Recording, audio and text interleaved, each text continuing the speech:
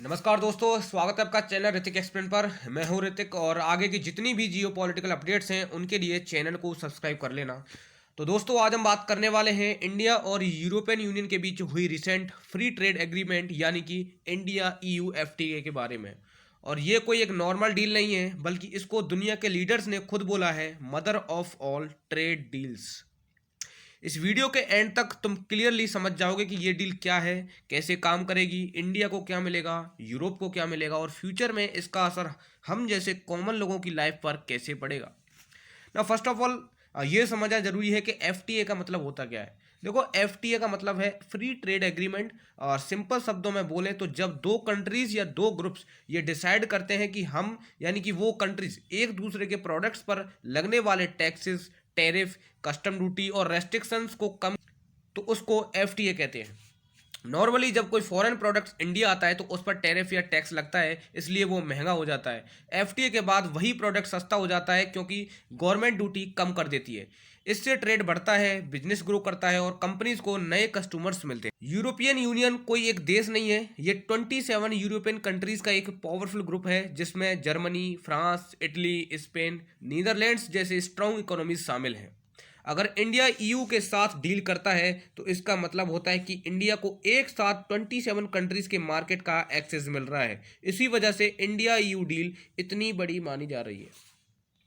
India और EU मिलकर दुनिया के लगभग 25% ग्लोबल इकोनॉमी को रिप्रेजेंट करते हैं और दोनों की टोटल पॉपुलेशन लगभग 2 बिलियन लोगों की है। इसलिए जब इंडिया और यूरोपियन यूनियन एक साथ आते हैं तो इसका इम्पैक्ट सिर्फ इंडिया या यूरोप तक लिमिटेड नहीं रहता, बल्कि पूरी ग्लोबल इकोनॉमी पर पड़ता है।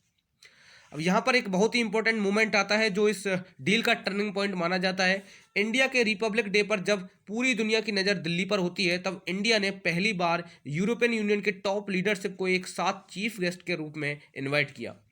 इस रिपब्लिक डे पर दो बड़े ईयू लीडर्स चीफ गेस्ट थे। एक थी उर्सुला वॉन डेर लेyen जो यूरोपियन कमीशन की प्रेसिडेंट हैं, और दूसरे थे एंटोनियो कोस्टा जो यूरोपियन काउंसिल के प्रेसिडेंट हैं। और ये सिर्फ एक सिंबॉलिक इन्विटेशन नहीं था, इसका मतलब बिल्कुल क्लियर था कि इंडिया और यूरोपियन यूनियन अब रिलेशनशिप को नेक्स्ट लेवल पर ले जाना चाहते हैं। इसी रिपब्लिक डे विजिट के दौरान इंडिया और यूरोपियन यूनियन के बीच ये मैसेज स्ट्रॉन्ग तरीके से गया कि एफटीए को और डिले नहीं किया जाएगा।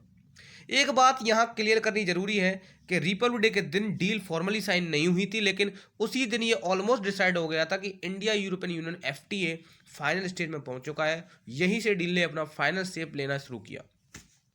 देखो, इंडिया और यूरोपियन यूनियन के बीच एफटीए की बात कोई नई नहीं है। इस पर डिस्कशंस लगभग 20 साल से चल रही थी। कभी टैरिफ पर इश्यू, कभी एग्रीकल्चर पर, कभी डाटा प्रोडक्शन और एनवायरनमेंट रूल्स, इन सभी पर बात हो रही थी। लेकिन अब ग्लोबल सिचुएशन बदल चुकी है। यूरोप, चाइना और यूएसए पर अपनी डिपेंडेंसी कम करना चाहता है और इंडिया अपनी मैन्युफैक्चरिंग और एक्सपोर्ट्स को ग्लोबल लेवल पर पुश करना चाहता है। इसी कॉमन इंटरेस्ट ने इस डील को फाइनली पॉसिबल बनाया। इस एग्रीमेंट के अंडर इंडिया और यूरोपियन यूनियन ने डिसाइड किया कि ऑलमोस्ट 96 से 99% प्रोडक्ट्स पर कस्टम्स ड्यूटी को धीरे धीरे कम या बिल्कुल ही ख़त्म किया जाएगा। मतलब जो चीज़ें आज महंगी पड़ती हैं वो आने वाले सालों में काफ़ी सस्ती हो सकती हैं। इंडिया के textiles, garments, leather products, footwear, James और ज्वेलरी जैसे सेक्टर्स को यूरोप में बहुत बड़ा मार्केट मिलेगा। अभी ड्यूटी ज़्यादा होने की वजह से इंडियन प्रोडक्ट्स कंपटीशन में वहाँ पीछे रह जाते थे, लेकिन एफटीए के बाद इंडियन एक्सपोर्टर्स को डायरेक्ट एडवांटेज मिलेगा। सिर्फ गुड्स ही नहीं, सर्विस सेक्टर को भी फायदा मिलेगा। आईटी कंपनी, सॉफ्टवेयर सर्विसेज और इंडियन प्रोफेशनल्स के लिए यूरोप में काम करना कंपैरेटिवली इजी हो जाएगा, और इसका मतलब है ज़्यादा रेवेन्यू और ज़्यादा जॉब्स। नाउ यहाँ पर अब मेक इन इंडिया को कैसे बूस्टअप मिलेगा। देखो, जब यूरोपियन कंपनीज इंडिया में इन्वेस्ट करेंगी, फैक्ट्रीज लगाएंगी और एडवांस टेक्नोलॉजी लगाएंगी, तो मेक इन इंडिया को डायरेक्ट सपोर्ट मिलेगा। ऑटोमोबाइल, ग्रीन एनर्जी, इलेक्ट्रॉनिक्स और क्लीन टेक जैसे सेक्टर्स को स्ट्रॉन्ग पुश मिलेगा। इंडिया सिर्फ कंज्यूमर नहीं बल्कि ग्लोबल सप्लायर बनने की डायरेक्शन में आगे बढ़ेगा।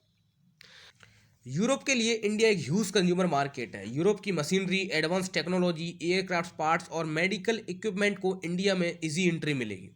इस एग्रीमेंट को यूरोपियन यूनियन पार्लियामेंट और इंडिया के इंटरनल अप्रूवल प्रोसेस से गुजरना होगा। उसके बाद ही नेक्स्ट कुछ टाइम बाद ही ये इम्प्लीमेंट हो जाएगी। और लॉन्ग टर्म में ये डील इंडिया को ग्लोबल सप्लाई चेन का इंपॉर्टेंट हिस्सा बना सकती है, जिसमें आपको पता ही है कि एक्सपोर्ट्स बढ़ेंगे, फॉरेन इन्वेस्टमेंट आएगा और एम्प्लॉयमेंट के नए अपॉर्चुनिटीज क्रिएट होंगे। तो भाई अगर सिंपल शब्दों में बोला जाए तो रिपब्लिक डे पर उर्सुला वॉन डेर लेyen का इंडिया आना ही इस डील का टर्निंग पॉइंट था और उसके बाद ही इंडिया यूरोपियन यूनियन FTA ने फाइनल शेप ली। ये डील तुरंत मैजिक नहीं दिखाएगी, लेकिन आने वाले सालों में इंडिया की इकोनॉमी और ग्लोबल पोजीशन को स्ट्रांग बनाने वाली है। तो दोस्तों अगर ये वीडियो आपको इन्फॉर्मेटिव लगा हो तो लाइक शेयर सब्सक्राइब कर देना। बाकी मिलते हैं नेक्स्ट जियो पॉलिटिकल टॉपिक के साथ। जय हिंद।